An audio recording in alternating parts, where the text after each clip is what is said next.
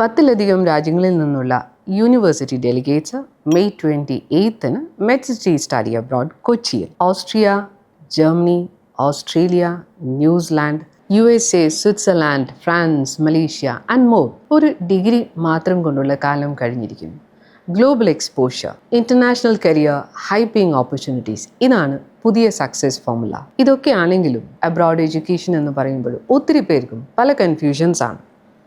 ഏത് കോഴ്സാണ് ബെസ്റ്റായിട്ട് ഞാൻ ചൂസ് ചെയ്യേണ്ടത്? ഏത് കൺട്രി ചൂസ് ചെയ്യണം?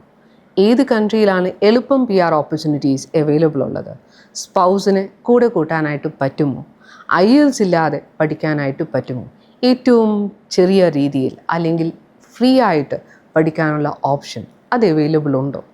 ഇങ്ങനെ ഒത്തിരി ഡൗട്ട്സാണ് പലരുടെയും മനസ്സിൽ.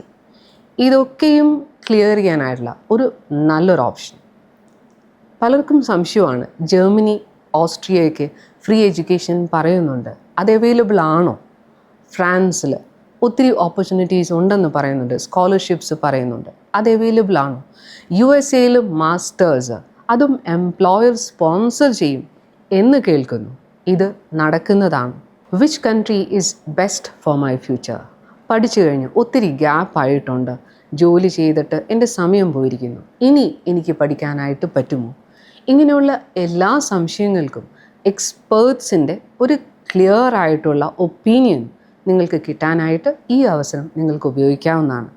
സ്പോട്ട് എലിജിബിലിറ്റി ചെക്ക്, ഇൻസ്റ്റൻ്റ് ആയിട്ടുള്ള admission support, loan assistance, scholarship assistance എല്ലാം തന്നെ ഒറ്റയൊരു ദിവസം.